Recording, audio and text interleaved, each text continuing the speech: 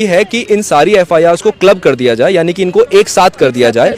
दो राज्यों के बीच का मुद्दा है, तो आप लोग के लिए कितना मुश्किलात आ रहा होगा यहाँ पे? हमारे जो मेजर मुद्दे थे वो हमने माननीय न्यायालय के समक्ष रखे और उसके ऊपर सुनवाई करते हुए उन्होंने उनको रिप्लाई फाइल करने का समय दिया है। जब खुद से जाके उन्होंने आत्मसमर्पण किया था, उसके बाद भी एनएसए लगना ये क्या सही है? स्पेशली एनएसए की जहाँ तक बात है तो नहीं लगना चाहिए था। एक जर्नलिस्ट के ऊपर इस तरह के कठोर कानून नहीं लगाए जाने चाहिए थे और कुछ ऐसा मनीष कश्यप ने नहीं किया है कि जिससे उनको इतने कठोर कानून का सामना करना पड़े। अगली तारीख क्या होगी जब दोबारा से सुनवाई होगी? अगली तारीख 21 अप्रैल है। उस दिन क्या उम्मीद जता सकते हैं दर्शक, मनीष कश्यप के चाहने वाले? देखिए, मैं जो समर्थक है मनीष कश्यप जी के, मैं उनसे कहूँगा कि वेट करें और न्यायालय में अपनी आस्था रखें। भी पत्रकार हैं, जो अंदर हैं वो भी पत्रकार हैं। पत्रकारों के लिए कितना मुश्किल हो गया है एनएसए लगने के बाद? क्या कोई अब खुलकर बोल पाएगा, क्या लगता है? देखिए, मुश्किल तो है बट खुलकर बोलना भी हमारा अधिकार है जी। तो अगर ये सब चीज़ें हो भी रही हैं तो न्याय होगा, न्याय पे भरोसा रखें, न्याय अभी भी एग्जिस्ट करता है। एडवोकेट के नजरिए से कितने दूर हैं आप लोग कामयाबी के या मनीष कश्यप को न्याय दिलाने के? दूर या नजदीक तो हाँ, दूर या नजदीक। इस वक्त हम मौजूद हैं सुप्रीम कोर्ट के पास और हमारे साथ जो शख्स खड़े हैं वही हैं जो मनीष कश्यप के लिए गुहार लगा रहे हैं, उनके लिए न्याय की मांग कर रहे हैं। सबसे पहले से आपका बहुत बहुत स्वागत है। जी, थैंक यू। जानना चाहेंगे कि आज कोर्ट रूम में कैसा माहौल रहा और क्या मनीष कश्यप के पक्ष में बात हुई या नहीं हुई, उन्हें राहत मिलती दिख रही है या नहीं? जी, राहत उनको ज़रूर मिलेगी और आज हमारी सुनवाई पर सुप्रीम कोर्ट ने नोटिस कर दिया है जो रिस्पोंडेंट्स हैं, state of Tamil Nadu, state of Bihar, union of India, वो लोग रिप्लाई फाइल करेंगे। उनको रिप्लाई फाइल करने का समय दिया गया है। हमारे जो मेजर मुद्दे थे वो हमने माननीय न्यायालय के समक्ष रखे और उसके ऊपर सुनवाई करते हुए उन्होंने उनको रिप्लाई फाइल करने का समय दिया है। ये दो राज्यों के बीच का मुद्दा है, तो आप लोग के लिए कितना मुश्किलात आ रहा होगा यहाँ पे? देखिए, क्योंकि दो राज्य इसमें इन्वॉल्व हैं तो इसलिए अब इसमें कोई फैसला अगर कोई कर सकता है तो माननीय उच्चतम न्यायालय कर सकता है और इसीलिए हमने क्लबिंग ऑफ एफआईआर की लगाई है, क्योंकि हम लोग नहीं जा सकते, क्योंकि जहां पर एक ही मुद्दे के ऊपर इतनी सारी एफआईआर फाइल हो गई हैं तो हमारे लिए बहुत ही डिफिकल्ट है कि हम हर एक स्टेट में जाएं, हर एक एफआईआर के ऊपर बेल लगाएं और तमिलनाडु जैसे राज्य में जहां पर हमारे लिए लैंग्वेज बैरियर भी है तो हमारे लिए बहुत ज़्यादा डिफिकल्ट है और इसलिए ही हम माननीय उच्चतम न्यायालय के समक्ष आए हैं कि आप कृपया इस मामले को सुने और हमें राहत दें। क्लबिंग टर्म जो है वो आप लोग के लिए समझना इजी है या जो पढ़े लिखे हैं उनके लिए समझना इजी है, लेकिन दर्शकों को समझाइए कि क्लबिंग है क्या? देखिए, आसान भाषा में मैं सिर्फ यही कह सकता हूं कि जो कानून है वो ये कहता है कि एक मुद्दे के ऊपर एक ही एफआईआर हो सकती है। अगर किसी ने कोई अपराध किया है तो उसके ऊपर एक ही एफआईआर बनेगी, सेम अपराध के ऊपर आप कई एफआईआर लॉन्च नहीं कर सकते।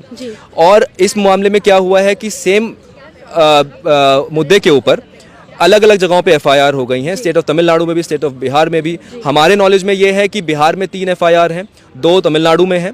तो हमारी मांग यही है कि इन सारी एफआईआर्स को क्लब कर दिया जाए, यानी कि इनको एक साथ कर दिया जाए, एक साथ कर दिया जाए उस पहली एफआईआर के साथ जो सबसे पहले स्टेट ऑफ बिहार में हुई थी। जी, तो तमिलनाडु में जिस तरह से ये हुआ उसके बाद वहाँ से बातचीत आपकी चल रही होगी, क्योंकि कोऑर्डिनेट करके ही सारा मामला होगा।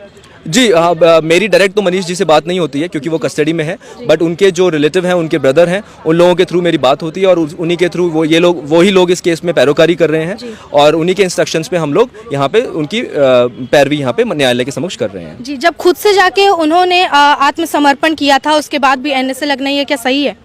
देखिए, मैं सही और गलत की बहस में अभी नहीं जाऊंगा क्योंकि मामला न्यायालय के समक्ष विचाराधीन है, बट अभी जो भी चीज़ें हुई हैं, स्पेशली एनएसए की जहां तक बात है तो नहीं लगना चाहिए था। एक जर्नलिस्ट के ऊपर इस तरह के कठोर कानून नहीं लगाए जाने चाहिए थे और कुछ ऐसा मनीष कश्यप ने नहीं किया है कि जिससे उनको इतने कठोर कानून का सामना करना पड़े। एनएसए को मानते हैं अभी बहुत कठोर कानून है, किसी का भविष्य बर्बाद हो सकता है, तो आने वाले समय में मान लीजिए अगर मनीष कश्यप को राहत भी मिल जाती है तो क्या उसके बाद उनके करियर पे इसका इम्पैक्ट पड़ेगा? देखिए, वो मैं इस चीज़ पे टिप्पणी करना नहीं चाहूँगा, मैं इससे टिप्पणी करने से बचूंगा, बट मैं ये ज़रूर कहूँगा कि इस तरह के कानूनों के दांव-पेच में किसी भी व्यक्ति को परेशानी तो होती ही है, जो परेशानी मनीष कश्यप झेल रहे हैं। सो लेट्स वेट और अभी आगे क्या इस केस में और नए मोड़ आते हैं उसी हिसाब से वी विल सी। तो अगली तारीख क्या होगी जब दोबारा से सुनवाई होगी? अगली तारीख 21 अप्रैल है। उस दिन क्या उम्मीद जता सकते हैं दर्शक, मनीष कश्यप के चाहने वाले? देखिए, मैं जो समर्थक है मनीष कश्यप जी के, मैं उनसे कहूँगा कि वेट करें और न्यायालय में अपनी आस्था रखें। मामला विचाराधीन है, सामने वाले जो रिस्पोंडेंट्स हैं वो लोग रिप्लाई फाइल करेंगे और उनके रिप्लाई के बेसिस पे माननीय उच्चतम न्यायालय फैसला देगी। जी मैम, आपसे जानना चाहेंगे कि हम भी एक पत्रकार हैं, जो अंदर हैं वो भी पत्रकार हैं, पत्रकारों के लिए कितना मुश्किल हो गया है एनएसए लगने के बाद? क्या कोई अब खुलकर बोल पाएगा, क्या लगता है? देखिए मुश्किल तो है बट खुलकर बोलना भी हमारा अधिकार है जी। तो अगर ये सब चीज़ें हो भी रही हैं तो न्याय होगा, न्याय पे भरोसा रखें, न्याय अभी भी एग्जिस्ट करता है, इसी चीज़ पे भरोसा रखें कि अगर हम कुछ बोल रहे हैं तो उस चीज़ को प्रॉपर दिया जाए कि हम उसको कुछ गलत इंटेंशन से नहीं बोल रहे हैं। हमारे एक जर्नलिस्ट का, एक पत्रकार का काम है हर चीज़ को सामने लेकर आना, जो चीज़ पर्दे के पीछे भी हो रही है उनको भी सामने लेकर आना। तो अगर किसी चीज़ को सामने लेकर आना अगर न्याय नहीं दिलवा सकता तो फिर मेरे हिसाब से कुछ भी नहीं दिलवा सकता। अभिव्यक्ति की आज़ादी आज कटघरे में खड़ा है, उसके बावजूद अब क्या लोग बोलने से डरेंगे नहीं, हिचकिचाएंगे नहीं? मेरे हिसाब से जैसे चीज़ें हो रही हैं लोग डरते भी हैं, लोग हिचकिचाते भी हैं, पर वही है कि उनको फिर ये भरोसा रखना चाहिए कि अगर वो कुछ न्याय की बात बोलते हैं, जो बात सच है वो आगे बोलते हैं, तो उनको इस बात पे डरना नहीं चाहिए क्योंकि फिर न्याय के लिए न्यायालय है। अगर कुछ भी ऐसा होता है तो उनको ज़रूर न्याय मिलेगा। एक एडवोकेट के नज़रिए से कितने दूर हैं आप लोग कामयाबी के या मनीष कश्यप को न्याय दिलाने के? दूर या नजदीक तो हाँ, दूर या नजदीक की तो बात ही नहीं है। हम लोग हम बुरी कोशिश कर रहे हैं, हम डे 1 से कोशिश कर रहे हैं, हम 1 अप्रैल से कोशिश कर रहे हैं, जब से कोर्ट की छुट्टियां चल रही थी तब से हम कोशिश कर रहे हैं कि ये मैटर आए और न्यायालय के आगे सुना जाए। तो अब बस हम यही हैं, हम ज़्यादा दूर नहीं हैं और मैं कहूँगी हम ज़्यादा पास भी नहीं हैं। तो देखते हैं क्या होता है 21 अप्रैल को। हाँ जी।